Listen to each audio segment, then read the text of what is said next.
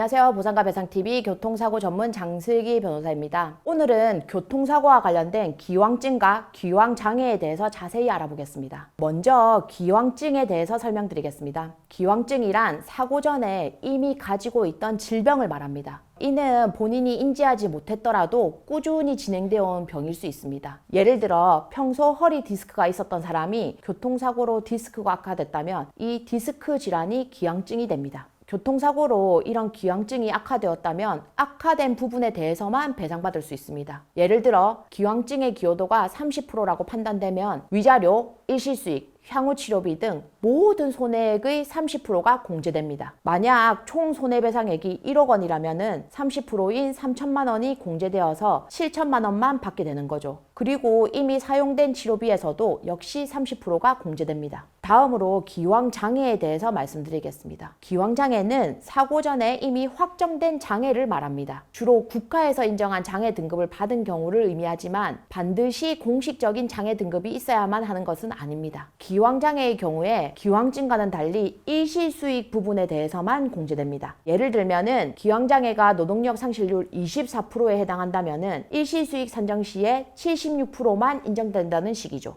하지만 기왕장애에 대한 부분은 위자료나 치료비 등 다른 항목에는 영향을 미치지가 않습니다. 그런데 여기서 중요한 점이 있습니다. 만약 기왕장애가 있는 피해자가 실제로 일을 계속 하고 있었다면 그 실제 소득을 기준으로 일시수익을 계산해야 되는데요. 이미 장애를 가진 상태에서 벌어들이던 소득이라면은 그 소득에서 기왕장애를 이유로 추가 공제를 해서는 안 된다는 거죠. 하지만 보험사는 이를 공제하는 경우가 굉장히 많습니다. 예를 들면은 한쪽 팔에 장애가 있는 사람이 월 400만 원의 수입을 벌고 있었다면은 교통사고 후 일시수익 계산 시에 이 400만 원을 그대로 인정해야 되는 겁니다. 기왕장애를 이유로 이 금액에서 추가 공제를 해서는 안 되는 거죠. 반면 일용노임이나 통계소득을 적용하는 경우에는 기왕장애를 고려해서 공제할 수 있습니다. 이는 통계소득이 비장애인을 기준으로 한 것이기 때문입니다. 예를 들어 통계상 동일 연령대의 평균 소득이 300만 원인데 기왕장애로 인한 노동능력 상실률이 24%라면은 300만 원의 76%인 228만 원을 기준으로 일시수익을 계산하게 됩니다. 이렇게 기왕증과 기왕장애는 교통사고 보상에 큰 영향을 미칩니다. 따라서 이에 대한 정확한 이해와 대응이 필요합니다. 피해자분들은 자신의 기왕증이나 기왕장애에 대해 정확히 파악하고 이를 어떻게 입증하거나 대응할지에 대해서 전문가와 상의하는 것이 매우 중요한 영역입니다. 더 자세한 상담이 필요하시다면 보상가 배상 홈페이지나 네이버 카페로 문의주세요. 상단에 전화번호로 연락 주셔도 됩니다. 오늘 영상이 도움되셨다면 구독과 좋아요 부탁드립니다. 다음에 더 유익한 정보로 찾아뵙겠습니다.